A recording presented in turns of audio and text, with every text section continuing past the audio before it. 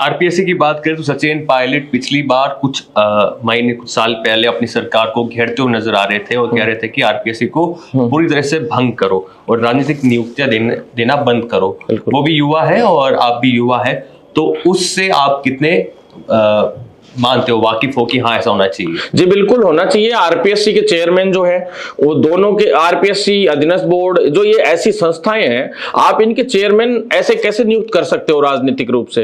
ये बिल्कुल सिस्टम बदलना चाहिए। ये पुराने टाइम के डर रहे हैं, जब ऐसा समय था कि जब 2000 भर्तियां करवानी और लोग फॉर्म लगाने वाले भी 1000 नहीं हुआ करते थे, 1200 नहीं हुआ करते थे, पद ही खाली जाते थे, नौकरियों के लिए लोग ही नहीं मिलते थे। तो ऐसे हालात थे, उस वक्त के बने हुए नियम है, उन डरों को आप चेंज कीजिए। इतने बड़े बोर्ड जो भर्तियां करा रहे हैं और जो युवा आगे चल के इस सिस्टम को बदलेंगे, पूरा सिस्टम उनके हाथ में रहेगा, ऐसे लोगों को आप सेलेक्ट कर रहे हो, वो भी किसके थ्रू? बोर्डों के ऐसे चेयरमैन के थ्रू जो राजनीतिक नियुक्ति लेकर आए। तो आज आप मान लीजिए कांग्रेस की राजनीतिक नियुक्ति लेकर कोई चेयरमैन आया है या बीजेपी से लेकर आया है राजनीतिक नियुक्ति, तो वो व्यक्ति उस पार्टी के लिए ऑब्वियस सी बात है काम करेगा।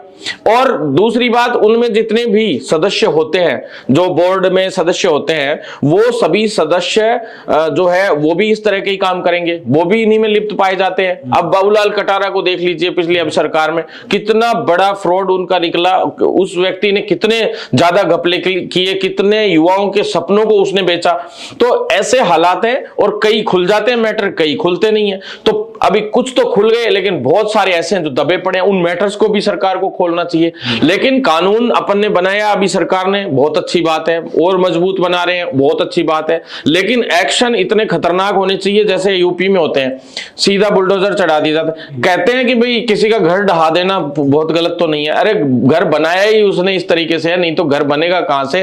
आज की दुनिया में, इस महंगाई के जमाने में इतनी मेहनत करके मुश्किल से कमाया जाता है, तो वो जब घर खड़े करें तो वो 2 नंबर से ही खड़े करें। तो इसलिए ऐसे लोगों के खिलाफ कार्रवाई भी बहुत ज्यादा तरीके से करनी पड़ेगी। ढिलाई बरतने का कहीं चांस ही नहीं होना चाहिए। कोई भी लो, आप एक्शन लो तो बिल्कुल बोल्डनेस से लो, बिल्कुल डरने की जरूरत नहीं। हम सरकारों के साथ हैं सारे युवा। दूसरी बात यह कि भाई जो राजनीतिक नियुक्तियां हैं उनको पूरी तरह से बिल्कुल खत्म करके, और ऐसे व्यक्ति जिसकी 15 साल की नौकरी बची हुई है प्रशासनिक अधिकारी की, चाहे वो आईएएस है या आईपीएस है, ऐसे व्यक्ति को आप चेयरमैन बनाइए जिसको नौकरी जाने का भी डर हो और उसको पता हो कि मैं जवाब क्या दूंगा, मेरे पे गाज गिर सकती है बहुत बड़ी। उसको कोई डर तो रहना चाहिए। आप रिटायर्ड लोगों को राजनीतिक नियुक्ति पे